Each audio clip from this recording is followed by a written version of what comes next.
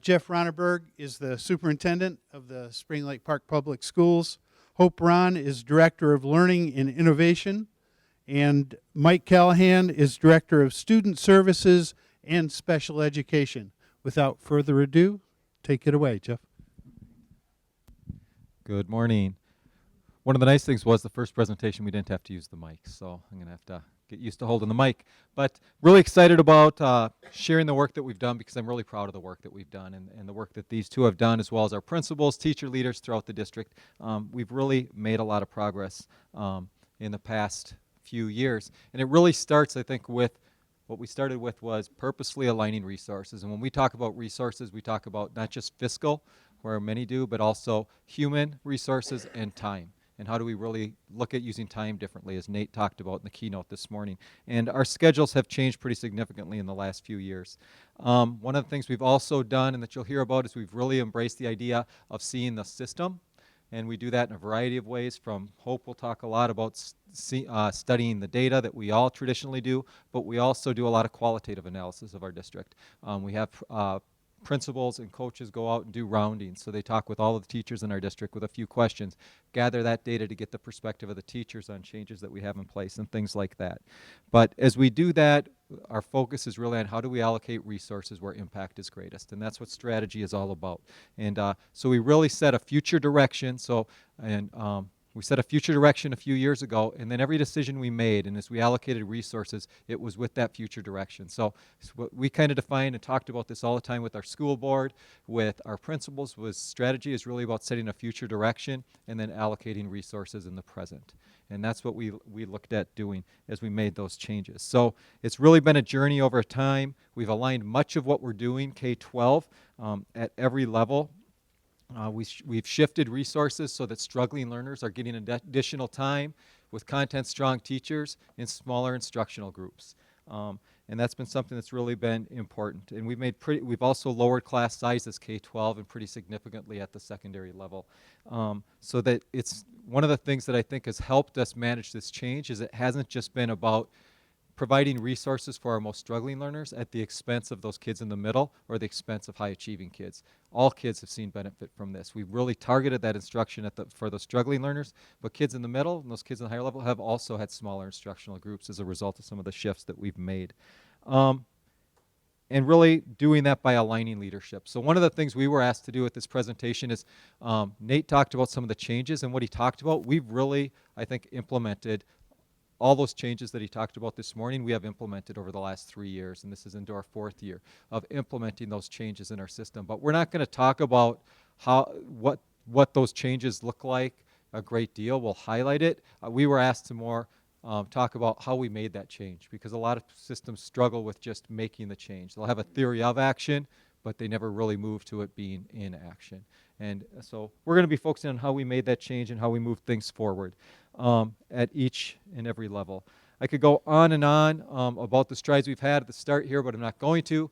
I'm going to hand it over pretty quick here to Hope. But with two people presenting with me is Mike Callahan, our Director of Student Services. I'll introduce him a little bit more in a little bit. First off is Hope Ron, Dr. Hope Ron. She's our Director of Learning and Innovation. She's been in the district for 17 years. 17 years she's been in this role the last couple of years, but really even before that. I used to joke, even when I was an assistant sup, but once I became the superintendent back in 2010, I would each year, a couple times a year, meet with Hope. She was a school psychologist working more at the school level in a couple schools, and I'd meet with her for coffee a couple times a year and say, are you ready to come to the district services center yet? Ready to do district level work? Because she's so highly respected by teachers, principals, regular ed, special ed. And she finally said yes a few years ago and came over as the coordinator of learning analytics. And she was doing that work, and as we started making this shift, she was doing such a great job in that role with principals that I just transitioned her into the role then of Director of Learning and Innovation. She's done a great job as we've made these changes of bringing the data to life and then holding principals accountable to making those changes and supporting them in making those changes, and something both her and Mike did. So with that, I'm proud to hand it over to Hope. Kind of just pass this one. Okay, thanks, Jeff. So one of the first things we just wanted to put in front of you are the best practices. Nate already spent a good deal of time describing these, so I'm not going to spend a whole lot of time going through it, except to say that these best practices guided our work when we set out on the journey and continue to guide our work today. And one thing, as we started looking at the best practices, the very first thing we did was try to get an in-depth view of the gap between our theory of action and our theory in action, because none of these 6 things up here were new to us. It was part of our system already. I think what we needed to do was just take a really hard look at, are we doing what we espouse on a day-to-day basis in classrooms? When we started looking at those and getting a grasp of our current reality on it, we started actually sequentially, not for any other reason except we thought, let's start somewhere. And so we took a look at our ELOs, we realigned them, our essential learning outcomes, we realigned them to our college-ready benchmarks in our core areas. We started to take a look at what does that literacy block look like. K-5, we were providing kids some targeted intervention, but as we took a deeper look, it was less about extra and more about instead of. So one of the key phrases we said as we had our conversations with each other is extra isn't extra if it happens instead of. And that was something that really we focused on when we talked about number 3 up there. We started conversations about content-strong teachers from the get-go, but really got into this our 2nd year of implementation. Here we're in year 4, and it's still a conversation that's happening to talk about what measures do we use, what are the quantitative and qualitative measures that we use when we're trying to determine our content-strong teachers. And then again, the data to track progress and inform improvement, that's been in our system for forever. But what we really have done through this process is talk about each of the students that we work with. So it's less about what is the same data we're using for every student, and have moved to really what is the data we see for each student. Again, both quantitative and qualitative. So that's just kind of how we have approached those best practices in a nutshell, and I'm going to hand it back to Jeff. Okay, so one of the things we want to talk about, again, our focus is going to be more on how we made the change, but first we want to talk about what some of the changes we are. So what's different now than was before. But one of the key things to all these changes, sometimes it's really getting the right people in the right seat on the bus. And one of the changes we also made was moving Mike Callahan into our Director of Student Services. He was an elementary principal in our district, and it was a little bit maybe controversial for some people when we moved him from principal into special ed director. It wasn't in our system though. And that's why we made the changes, because Mike was highly respected by other principals, his principal colleagues, by teachers throughout the district. And if we were going to make these shifts, we really needed somebody who would go out and have conversations with teachers. And that's one of the things we've done, is we've made these changes you hear about in special ed. They haven't been absent of conversations with special ed teachers. It's been really allowing the special ed teachers to have a voice in how we would implement that. And so Mike has been a really key component of this, and he does have his special ed director license now, if anybody has questions. But we did do that, and why am I drawing a blank on her name from Eden Prairie? Yeah, Karen Filla helped us out in that, providing support to Mike in that initial year with that transition. But that was, I think, a real instrumental shift, because he also understood the challenges the principals were facing in doing some of this work and schedules. So with that, I'll hand it over to Mike. All right, thank you. So yeah, these changes over the course of 4 years, they haven't gone fast, but we've taken a very conversational approach to the work that we do. And I think that was the big thing in working through this, is we did 4 years ago, worked with DMC and went through an evaluation or an assessment of time. So we looked at our special ed department and looked at different positions, DCD, ASD, EBD, LD, our paraprofessionals, our DAPE teachers, our speech and language teachers, and asked basically, what's the day a week, what's the year look like for you in regards to your balance of time? And we were able to be well informed as to how we're functioning, how aligned and how coherent we are, and in some cases we weren't across the system. So bringing that data, that evidence to life was certainly important, but also being inclusive of that conversation from a leadership standpoint and having that conversation with the teachers themselves. Because sometimes they take an evaluation or we do an evaluation and we want to jump right to what are the next actions, what are we going to do? And in reality it was we need to understand our current reality and we need to understand what do we want to achieve with and for our kids.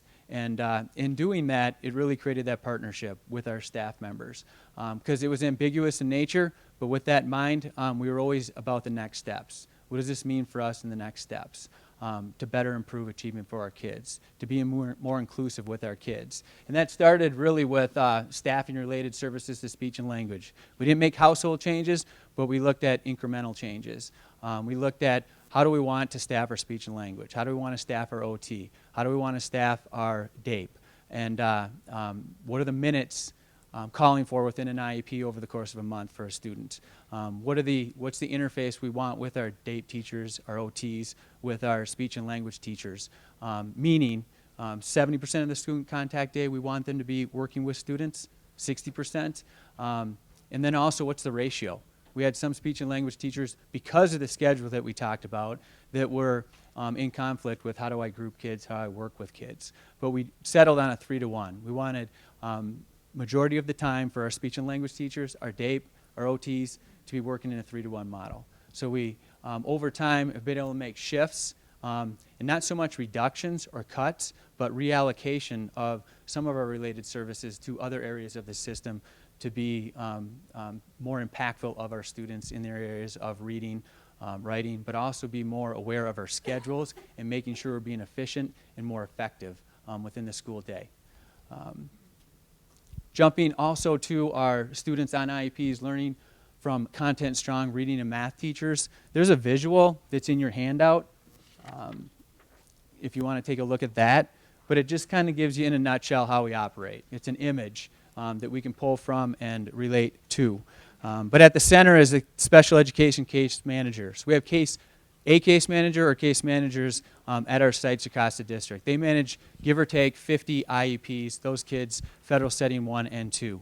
But their idea is to write high-quality, standards-based IEP and to partner with our classroom teachers, but also our academic specialists. Those academic specialists are content-strong teachers in math and reading, and they're the ones that are working with that case manager to carry out the goals and the objectives, but also get at those foundational skills and needs of the students in the area of reading and writing, along with their same age peers or those peers that are at their same instructional level that are struggling with the same foundational skills as they are. So that was a real partnership that we really wanted to work toward. We know that more often than not, special education operates separate from regular education, and we didn't want to see and continue to see a student's IEP being about a moment in a day or a time within a day or within a week. We want it to be throughout a day and with each day throughout the course of the year and have that partnership exist between regular ed and special ed. So that was a shift that we made going from case managers. So real quick, I think one of the keys with that especially for school board school board members and superintendents, one of the challenges with especially with related services and speech language is this was not about blame. When we had that data and looked and saw our speech language pathologists maybe having 25% of their day with kids and group sizes of 1, it wasn't about blaming the teachers because we put our speech language pathologists, for example, and our DAPE teachers sometimes in an impossible situation because what we do is we just say, here's the load of kids you're supposed to serve, and then go and try to get access to them. They build their own schedules, and they'll go to a first grade teacher, and that first grade teacher says, okay, but only at this time. And then the second grade teacher says only at this time. Third grade teacher, so they end up not being able to work with the kids. So as we made this shift, and we've seen a 40% plus reduction in the number of staff we have in those positions, but it's been because Mike worked with those teachers and the principals to build a schedule that would work for them. So that was the key, is making sure that there was that support in building the schedule rather than putting them in an impossible situation. Now what we didn't do is cut an individual. What we did is we took advantage of attrition. So when there were retirements or resignations, we were able to reallocate those positions, shift those resources into content strong teachers for reading and math and still have meet these 3-to-1 ratios. The other thing I want to point out is the students on IEPs, as we made that shift, I have not had one call from a parent upset that they're receiving instruction from a academic specialist who may not have a special ed license. Once the case managers and principals explained this is what we're doing, they all pretty much enthusiastically endorsed it. My kid's going to be with a great reading teacher or a great math teacher. That's all they wanted to know. Okay, so we made those shifts as we needed to. Okay, just highlighting a couple other changes. We've moved from struggling learners receiving the same instruction, intervention in a lot of the same way to more targeted instruction personalized to student needs. And so if you think about what was happening, we were very schedule bound and schedule driven. And so if we said, hey, our second graders who are struggling are coming in at this time and getting this instruction, and there might be 8 kids in a group, but there were 8 different needs. But they were in second grade. So we put them together in that group. And so what we've shifted to is the ability to meet the needs of each learner and look at grouping them based on where their current performance is and what their next action is. So for each of our students, we really focus on the 3 questions actually that we ask all the time, that you ask as well, is where are we heading, where are we now, and what's our very next step. And so those groups are fluid and flexible in order to meet the needs of each of those learners. Another change we've made is a reallocation of the people delivering the service. And so when we started, we had over 70 paras working in special education, many of them delivering direct instruction to students. Also, just some inefficient scheduling with our related services that Jeff just talked about was also impacting the who of working with our struggling learners. And so today, right at this moment, we have we have 40-some paras working in special education, primarily working in our center-based programs, and not doing direct instruction with any of our setting 1 and 2 students, which then allowed us to free up resources to add content-strong teachers, okay? So I just want to be clear, this wasn't about budget cuts. It wasn't about cutting people. It was taking advantage of attrition and then shifting those resources to content-strong teachers, some of who are special ed licensed and some of who are not. So at this point where we're sitting is each of our elementary students, in addition to their core reading time, get an hour of targeted reading, again, personalized in generally groups of 5s, 10s, but we're not doing that at the expense of our highest achieving students. So those students also have that hour of targeted in 20-ish groups or less. Now these numbers aren't exact, of course, because we're targeting it based on the each of the kids.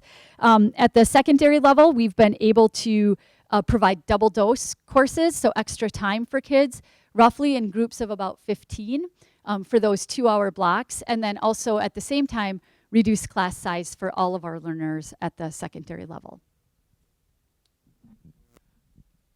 So back, one more thing on the para thing is we did that. One of the things that's interesting is I would often ask, because people would say we need another para. And it felt like it was something that every week I would get that question. I became superintendent simply to be asked the question, can we get another para?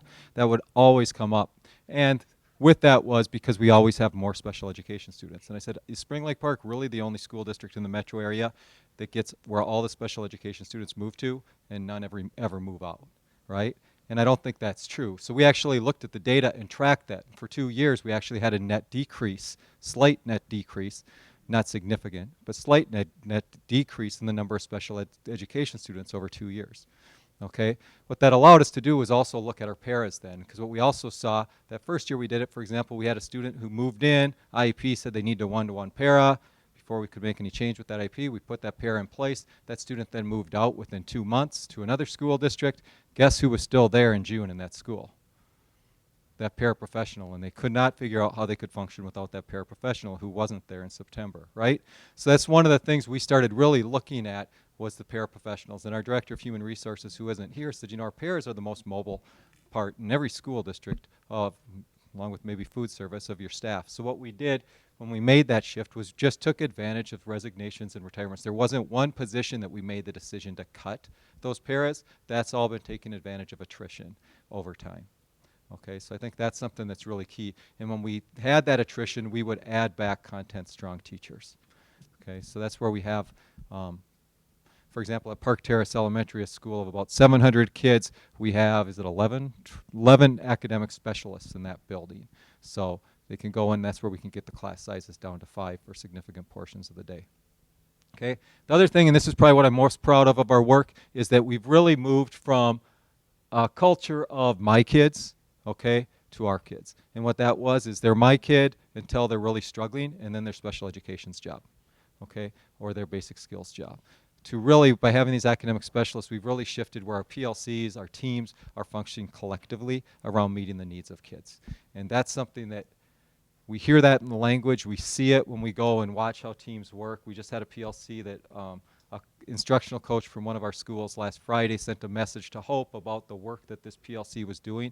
But the academic specialists are a part of every team now. And so the kids don't go to the academic specialists are part of that team. So it really changes the conversation, and nobody's ever seen, how do I move the kids out? Because those groups are also fluid, and they're all focused on how do we accelerate those kids. And I don't know if you want to talk about the Wendy now or... Yeah, no, the other thing I just wanted to point out to that is that I don't know if this is unique just to our district or if other people see this as well, starting with that shift of my kids to our kids. But one leveraged action that we did to help with this is that we worked with DMC and had each of our teachers fill out a survey relating to our reading practices as adults and how we're supporting kids. And so we've made this shift despite the fact that when we got the results from that survey, it wasn't probably going to be the easiest road, is what we discovered. Our elementary teachers, based on what they were telling us, is they really value support staff to send their struggling readers to. Okay, that's what they were telling us. Our special education teachers were telling us that they were happy to be the owners of the intensive instruction, regardless of whether or not they were content strong. And we also had our paras that viewed themselves as really key providers of learning for our struggling learners. So that's where we were starting. And again, that goes back to really gaining a deep knowledge of our current reality to drive how we were going to make these shifts. Yeah, and I think along with that too, our those kiddos that may not have been given the opportunity in the past now have had the opportunity, because in more cases than not, they were ready to be included in the classroom academically and behaviorally. And that's what we've also found is the expertise of a special ed teacher in the area of behavior working with a classroom teacher has been helpful. The inclusion specialists, instead of having it be a place where kids go, they're out and about. They're moving and shaking throughout the building, seeing how their kids are interacting, but also seeing how the teachers are interacting with the kids to see if they have the skills and the expertise to respond to them in the mainstream environment. So that's been a positive too, is just the working together and the partnership between the two. Okay, so we've made those are some of the shifts that we've made. And what we want to do now is what we are asked to do is kind of talk about how we did that. And so this is not a real good graphic, but it was our attempt at kind of showing how it changed over time. But really, if you go back to the 2013-14 school year, that's where we really kind of got started with some of these changes. And I think a key point is we had a foundation to build off of with this. So one of the things that we had in place is our school board. The way we've operated now for years is we have a one-page strategic plan. And from that one-page strategic plan, we put together a district operational plan. So we use an adaptive planning process. We have a couple of retreats with our school board each year, and at those, we identify, and then we have 4 quarterly retreats during the year as a lead team, which is my cabinet and principals. We come to the board then and with recommendations of what are the projects that we'll have to move towards our vision, right? So it's an ongoing conversation. And in addition, we embed within that a whole bunch of leadership development.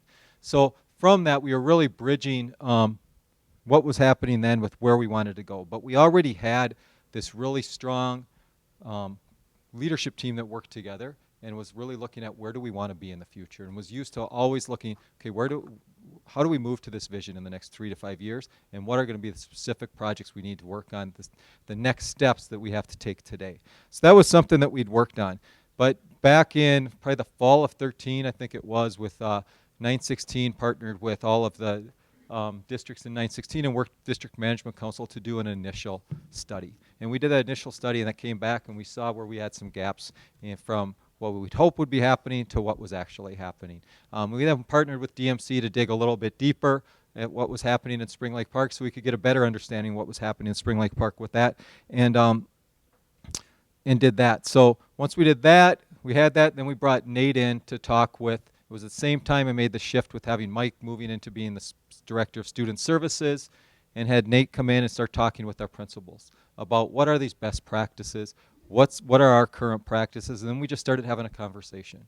So that's where really that spring of 14 was a lot of conversation with our principals about what we wanted to do, and what was kind of that tension, what was our gap between current reality and where we wanted to be.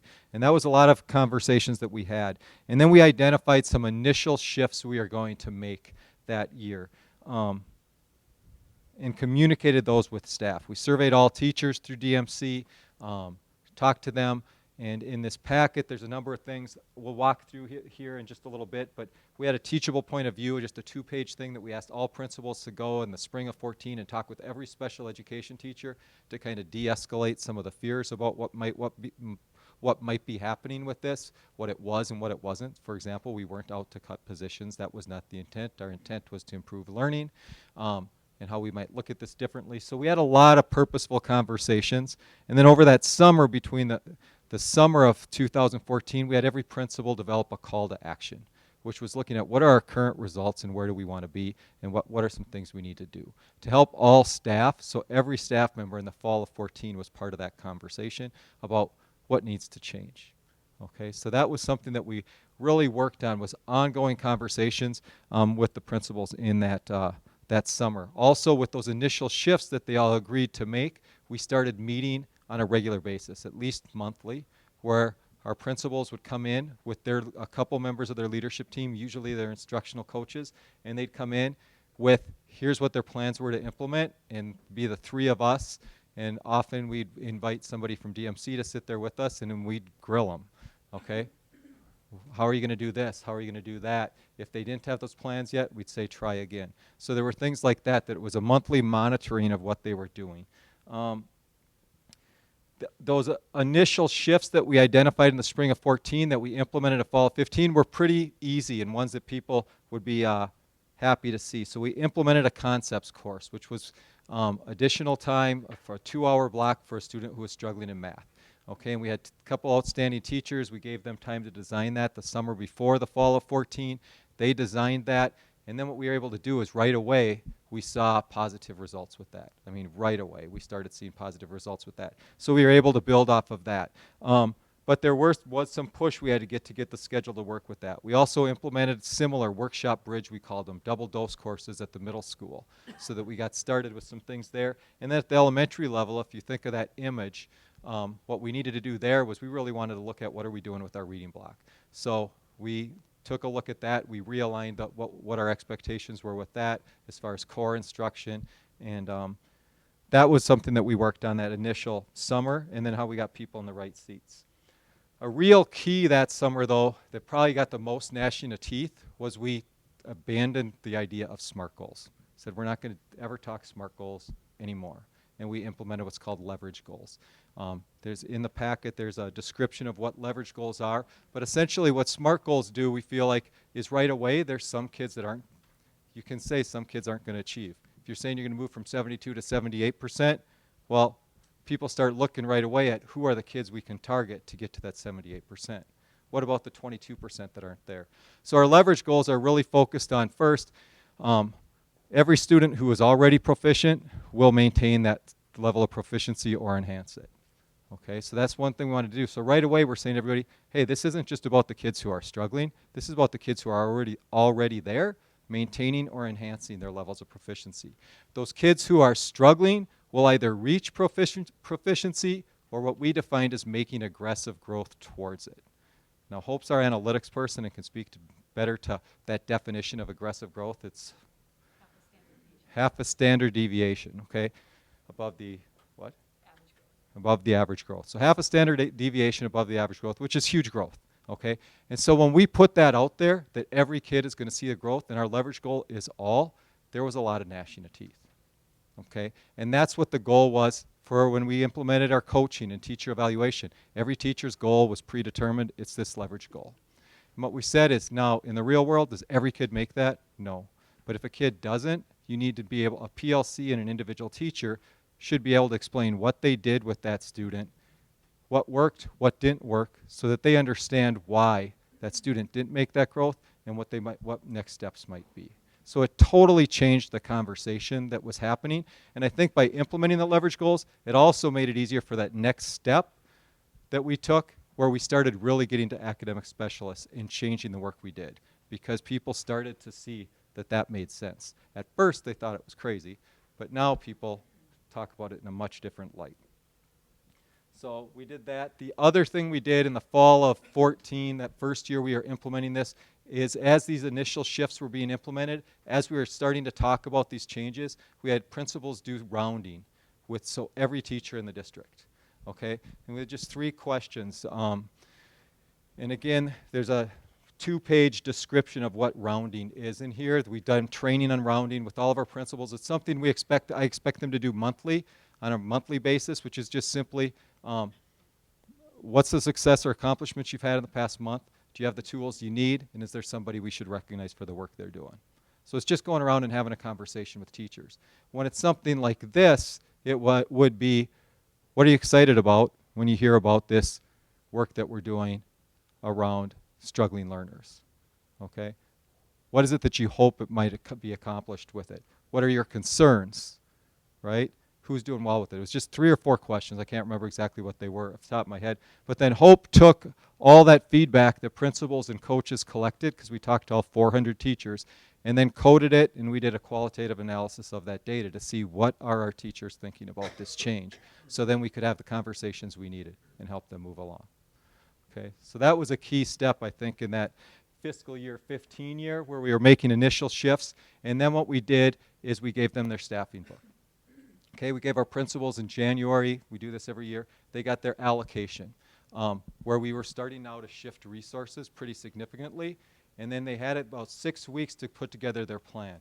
But rather than coming in for staffing like they typically did and come in and say, here's who I'm going to have teaching first grade, or here's who I'm going to have in the math department, they had to come in with a design without any teacher names. Okay, so our first staffing meeting was simply a design of what my schedule is going to be. First, who are our students and what's our data look like with our students? They had to tell that story. What do we know? We've called it, you have to tell your story first about your students.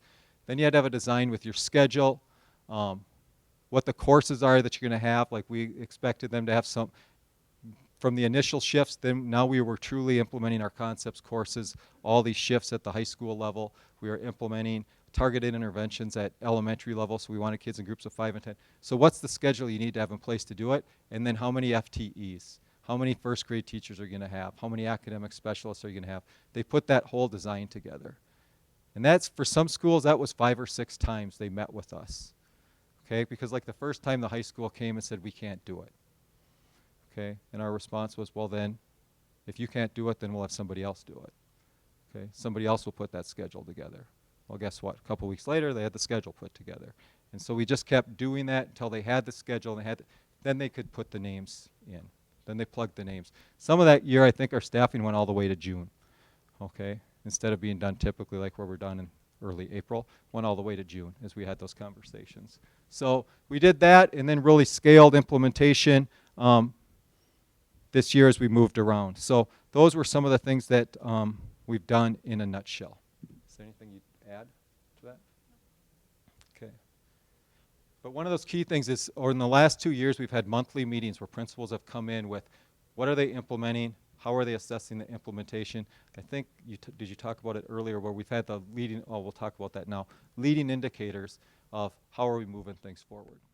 So in this packet, we're just going to walk through, because these are some of the key things. Again, what we were asked to talk about, how did you actually make this change happen? Because as Scott and Nate were kind of designing the day, they said, there's a lot of people that want to do this work, but they're struggling to do it. So they asked us to talk about how we actually made it happen. So one was, this is the Spring Lake Park leadership approach. So it was a lot of leadership development at the front end. And this is something that probably goes all the way back to 2008 of just leadership development. So when I wanted people to do rounding, I didn't have to train them in how to do it. We just said, okay, principals, coaches, we need you to go rounding. You split up your teachers so that in the next 2 weeks, you have at least a conversation with every teacher. Code the data this way, gather the data this way, bring it in, and so then Hope can work with it from there. So as you look at it, there are some key things you can't expect, which you don't inspect.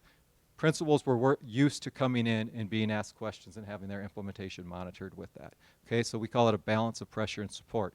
Pressure with expectations, but then when they're in those meetings, yeah, we push, but also how do we support those changes as they make them.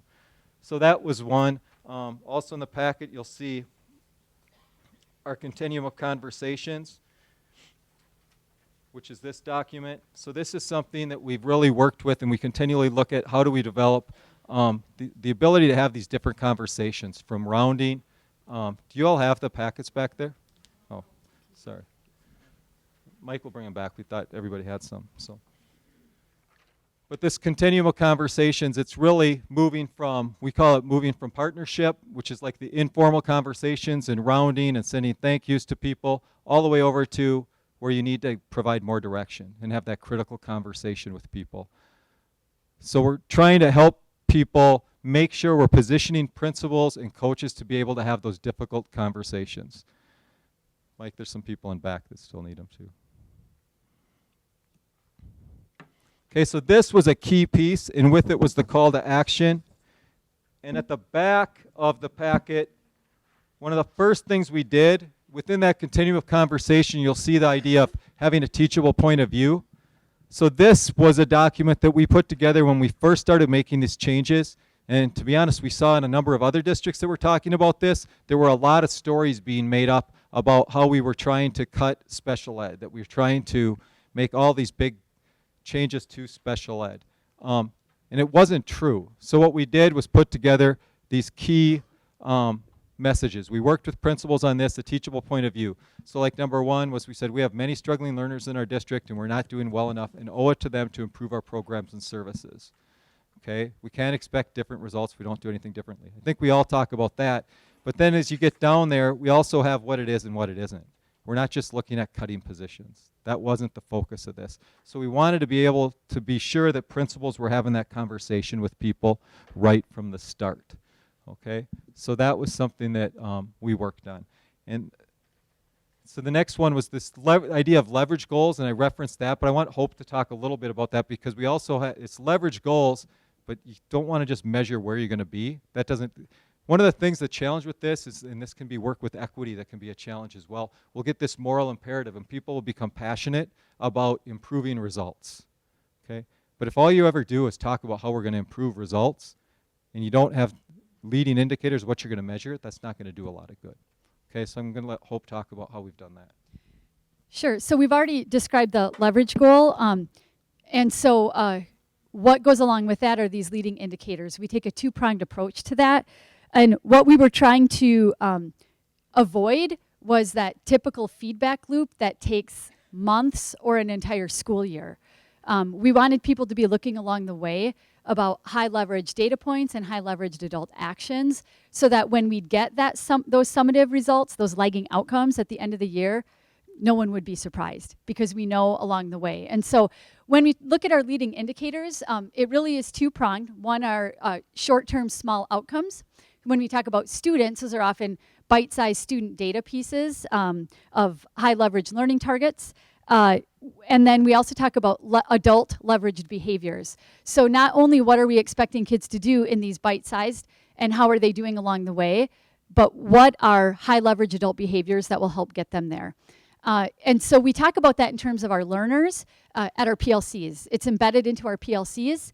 It's part of our weekly conversations and probably actually more often than that.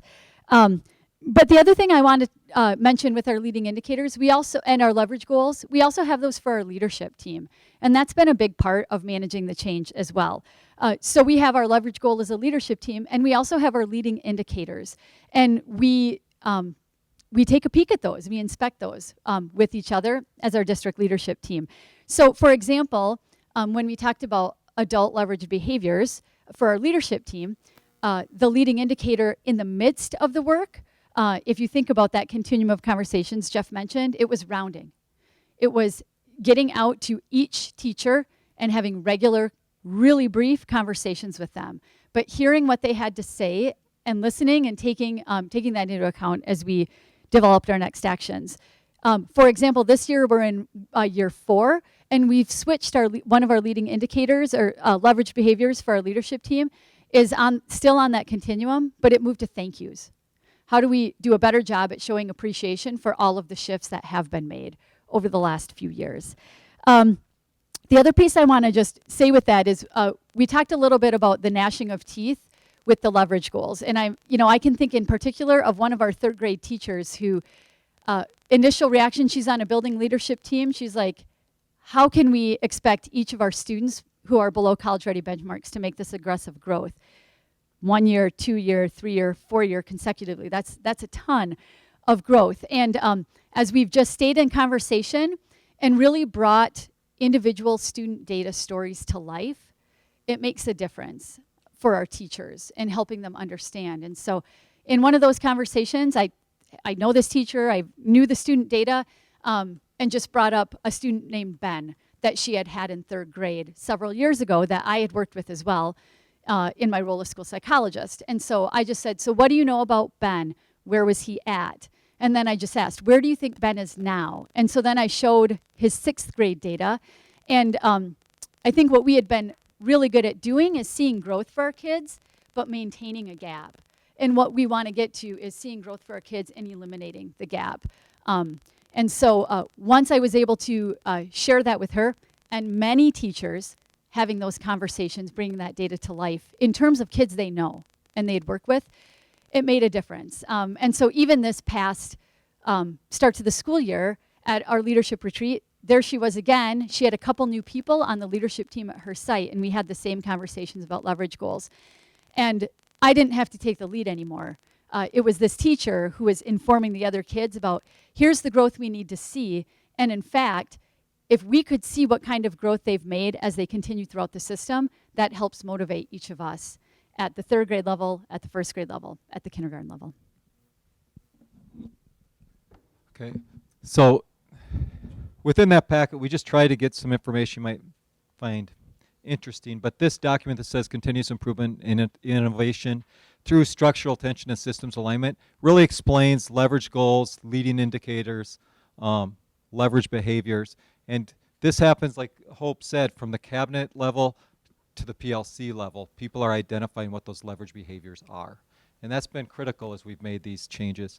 A few other things that have helped us to implement all these changes. One was just union collaboration. So I started having conversations with Jim Stern, our union president at the time, right away about what this work is and what it's not going to be, and that may hear some things, and how do we manage that together. And because he was very supportive of where we are trying to get. So he would have the conversations when appropriate with people and help them understand what it really wasn't. He'd direct them to us, but he was important. What we should have put there was also school board. School board has been instrumental. They were part of the conversation right from the start. So if they ever had anybody come to them, they'd be able to confidently say they were behind the work and direct it. Design thinking paradox. What's important with that one is point out, people would wonder why design thinking. It's really, in the last few years, we talk about improvement versus innovation, but we've done a lot of work with teachers and staff around design thinking, okay? And part of that, as well as we did some with improv, but part of that was to try to get to a yes and or a how might we approach, because people will get so focused on the yeah buts and the reasons we can't do that. And so how do we help turn those into how might we's? And that's interesting now when they go around more than I get to and listen to PLCs, but I'll hear from coaches all the time. We're at that point now where teachers are reframing their colleagues' yeah buts into how might we. So that's happening in PLCs, and I think that's really important. The other thing is we've done a lot of work around paradox, because people like to frame things as this or this, okay? You're either going to have a special ed teacher or a regular ed teacher, okay? Well, we could turn that into, well, what about and? Okay, how might we meet the needs of kids with the both? All right. What we really want is kids to have great instruction. So how do we get to that? And it changes the type of conversation. So we've done a lot of work with both. I've talked with our school board and our leadership team about paradox and how do we avoid or, and instead look at one of the big ones is student need or staff need. Well, why is it or? It's got to be student need and then staff need. And how do you support staff in doing that work? There's got to be a preference, right? There's a preference towards that student need. But if you just say, well, staff doesn't matter, you're not going to implement any change. So that paradox was really important. And then I've already talked about the mindset shifts, but one of the things we really wanted to get to is it's not okay to just have a mindset shift. You also have to, then that mindset shift, it doesn't truly change until practice does. And we knew we were hitting the right spot when people would start getting upset. When we were in those monitoring meetings and principals would start to get upset, that we really encouraged that debate, okay, arguing. We had meetings where there was a lot of arguing as we did this because it was arguing about how, but it's because we felt like we were really getting at those mental models that people hadn't thought about for a long time because it's just the way we did things. So that was important. I've already talked about the pressure and support.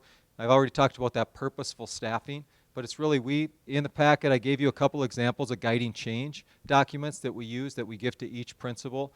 If you ever would want the whole principal packet, I'd be happy to share that of how we allocate all their resources. And basically, they get just a big chunk of resources that then they allocate how they want. We do not say you get this many teachers in this position and this many in this position. Instead, we give them that guiding change saying, here's the desired results, and they design from there. But we've agreed on what those principles are guiding that at the front end. But also part of that is they can't, as they staff those people, we do talent reviews on a quarterly basis. We weren't very good this fall about doing it. When I think about it, it's got busy. But we do it, and we have 9 quadrants. And so every teacher, all 400 teachers in our district, gets placed in this quadrant where their principal sits down with myself and our director of HR. These guys are in there, and they'll talk about who's our teacher leaders. And we've got it like how well do they work with others, how well do they embrace change, how well do they teach here. And if somebody said, a principal, like I still remember the first time a principal said, well, she's great. She's up here in upper right in the green. She's great with teaching reading. Going to have her be an academic specialist, gets along with other people well. And Hope said, well, tell me more about that, because if I look at the past few years of her reading results, she's not getting more than 20% of her kids exceeding academic gains. Right? So if we look at that, how do we define what a good teacher is? And so we've really worked over time. We didn't define it at the front end. We've let the conversations define how we've gotten to that. So that's been something that's been really important as well. And then the last thing is I talked about the call to action they did back in 2014. In October, we had a professional development day across the district. And in August, I worked in a 2-day retreat with all of our principals and district leaders. They all developed a leadership story. Okay, and the leadership story was about if this is our vision of each student receiving personalized instruction so they're valued, inspired, have a sense of belonging so they leave college ready, what does that mean? What's that mean for our high school? What's that mean for our middle school? And they put this leadership story, and they worked on it over 2 days, and they shared that in October. It was just another version of the call to action, and it was heard from teachers repeatedly in the weeks following that meant a lot to them to have their principals just get right out there and say, this is what we're trying to get done. Okay? But it was really a shared leadership story because of the work that we did. So I think those are some of the ways we've gotten to this. And with that, so what's the impact been? I'm going to let Hope talk about that. Sure. So I was really hoping that at the outset of our initial conversations, we'd see some amazing changes to our student data. It's taken a little bit longer than that because what we knew is that many of our kids needed multiple years of aggressive growth to hit those college-ready benchmarks. And so we're starting to see the fruition of that this past spring. If we look just as one example, looking at our current 6th graders, so in the spring of 5th grade, when we look at some of those traditional measures that all of us use to some extent probably, we saw multiple kids making aggressive growth over multiple years. So for example, we saw a 14% increase in kids meeting proficiency on MCA reading and an additional 12% of kids meeting our more rigorous college-ready benchmarks on the MAP assessment. We also have taken some time, again, capitalizing on the story of each learner, looking at the movement of our students within kind of those stay nines. if you think equivalent to percentiles, so stay 9-1 is like 1st to 4th, stay 9-2, 5th to 10th, as you break down students by stay 9. And so our past approach had been to say, really talk about kids in terms of color coding for whatever data system you're using. Oh, kids in the red, kids in the yellow, kids in the green, kids in the blue, whatever colors that might be, if your system uses something similar. And so what we weren't able to capture really well was what's the movement of kids within the red. Because again, we know that there are some kids who need multiple years of pretty significant growth to not just maintain the gap, but again, close the gap. So we started to see that and see the impact of that, not just for our struggling learners, but also for our kids in the middle and our students who are traditionally high achieving. So we saw kids move from the 5th stay 9 to the 8th, the 6th to the 9th, from the 8th to the 9th, where it's pretty hard to see some of that growth. So that's something we have tracked as well. We worked with DMC in 916 doing an academic return on investment study. You already heard Nate say that those double dose, the idea of double dose courses at secondary are a really low cost investment. We did a study to look at that and saw 26% more effectiveness doing it that way as far as gaining student results as opposed to doing it in ways we had prior. So we made additional shifts based on those results. And then finally, we can talk about the quantitative results, but we also look strongly at our non-cognitive measures or qualitative results. So what's our student engagement? How are they doing in some of those career and life skills? And those ideas of growth mindset. And the courses and the targeted and personalized instruction we have been able to implement thus far has been really motivating to see the kids make gains in those areas. We have high schoolers who have failed math for 6, 7, or 8 years in a row, always well below. Passing math, recouping a ton of skills that they had missed that were foundational to progressing in math, and saying, I can do math. Like, I thought this was unreachable, and now I can do it, and I can see how. And a huge thanks to our teachers and really going with that concept of putting the right people in front of the right kids at the right time. So with that, I think we'll just open it up for questions for the last 10 minutes. Yep.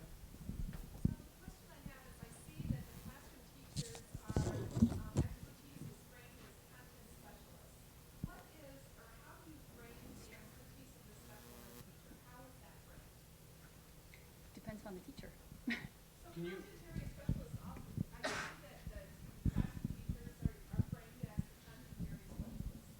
Well, I think they're all, it's one and the same. Can you repeat the question? Yes. She's wondering about how do we identify the skill and expertise of a regular ed teacher and a special ed teacher. And we look at them as one. We want a content strong teacher. So we may have a classroom teacher or somebody that's worked as a reading and intervention teacher in the past. What's the data to show that they're having a positive impact on kids? We have some LD teachers that have worked with kids on IEPs in the past. What's the data to show that they're a content strong teacher and have had a positive impact on kids? So when we look at academic specialists on our visual there, we could have 11 of them at Park Terrace Elementary. 2 of them could be LD licensed, but it's not that they're a part of the academic specialist group working with kids in intervention because of their license. It's because they have the skill and expertise to impact kids positively in the area of reading and really hone in on those foundational skills and lagging skills and help them grow and develop and be, readers and enjoy reading. So that's how we do it. Looking at that data, having those conversations, and building their capacity. I think even beyond, so you talked a little bit about academic specialists. I think too about our special education teachers. There are some, it's really looking at what strengths does each person bring and where is their area of expertise. And so we had some special education teachers who weren't, who had room to grow as far as the teaching of reading, but who were excellent at looking at goals, objectives, standards-based IEPs, really thinking deeply about what accommodations are needed. And so those teachers then shifted into a case manager role as a special education teacher. Some of our special education teachers that were strong in the teacher of reading shifted into an academic specialist role. So it really was looking at the strengths each brings.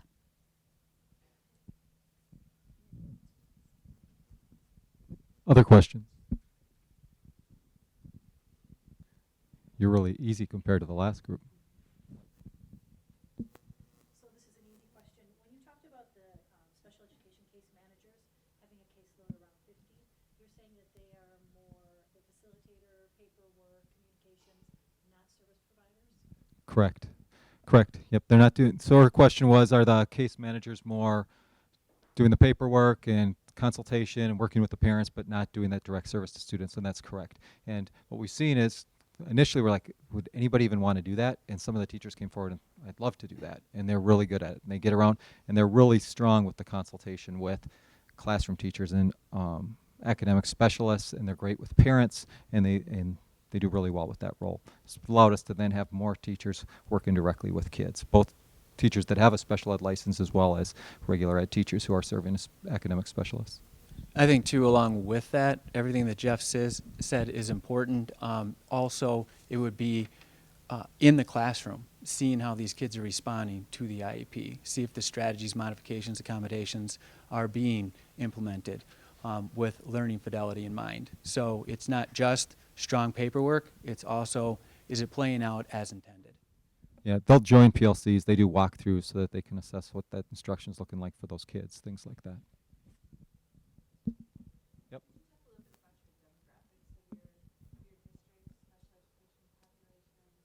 Yep. So our school district is about 40% non-white, 40% free and reduced lunch, and our special education population is about 12%. Is that right? So that's rough. It's a little bit, yeah, inclusive of speech and language, the 12%. Oh, yeah, in our school district we have 5,700 students.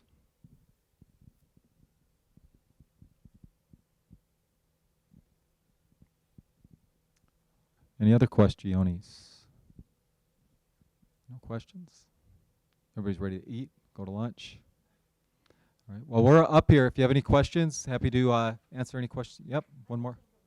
You said that the last group had a lot of questions. Were there some that were asked that we should be aware of? That you either because they asked you the questions, you incorporated it already in the talk that we got? We did. Yeah. Or are there things that you're just not picking up on that they asked? No, I think as we pretty much incorporated it in. So like there was a question about leverage goals. So we talked a little bit more about that, things like that. So, but if you have specific questions, we'll be happy to take them. Otherwise, enjoy your lunch. Thanks for being here.